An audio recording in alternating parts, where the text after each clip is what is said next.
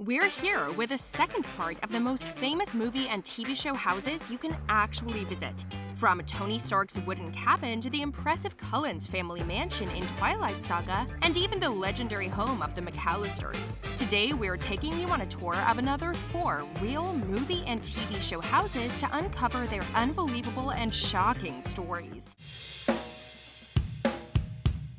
Genius, billionaire, playboy, philanthropist. When Tony Stark decides to take a break from his exhausting superhero life in Avengers Endgame, he withdraws to his secluded lakeside cabin, where he's later visited by the rest of the Avengers and decides to rejoin the battle to save the Earth. As it turns out, this place wasn't just a movie set in Hollywood, and you can actually visit Tony Stark's wooden cabin in the city of Fairburn in Georgia. It's part of a 2,000-acre farm and offers 3 bedrooms, private access to the lake, as well as a spacious hallway. If you want to relive some of the most emotional moments from the Avengers franchise, you definitely can. Even though the cabin isn't super special by anything else, it is available on Airbnb for a hefty $824 a night. We also wouldn't mind inviting the Avengers over for a drink in our home.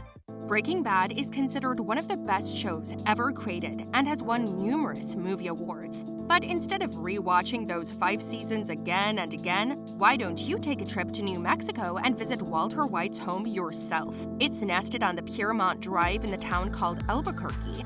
Though, be prepared, you won't be welcomed by the owners with arms wide open. At first, they enjoyed the attention, but it soon became outraging as the visitors started tossing pizza on the house's roof, just like Walt did in the show. Ever since, the home has a big warning sign on the property, and the driveway was, on demand, completely blurred out on Google Maps. Things got so heated that in 2017, the owners had to surround the house with a tall metal fence. And you'll notice that immediately, since it's the only fenced home on the street.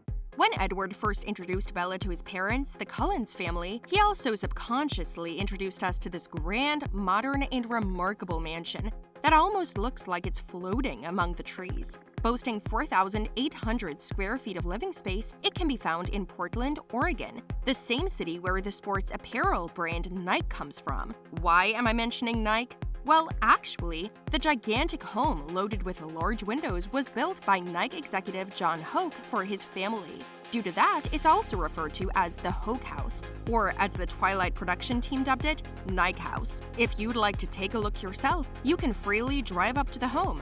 Though watch out, you don't want to run over some vampire kids on the way there. What better way to end the list than with a Christmas classic? Without beating around the bush, let's get straight to the sprawling home of the McAllisters from the notorious Home Alone movie. Taking the address of 671 Lincoln Avenue in a small village called Winnetka in the state of Illinois, if you'd like to look it up on Google Maps, you'll be out of luck.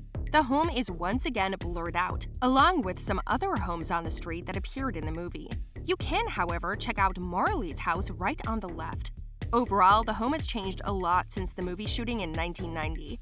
There is a new fence, which was almost certainly installed because of the fans who were stacking up in front of the house. And while the interior was also heavily upgraded, you can still recognize the legendary staircase from the movie, though the stairs and living room are the only spots you'll recognize in this mansion, since all the other scenes in different parts of the home were filmed on a movie set built inside a high school gym.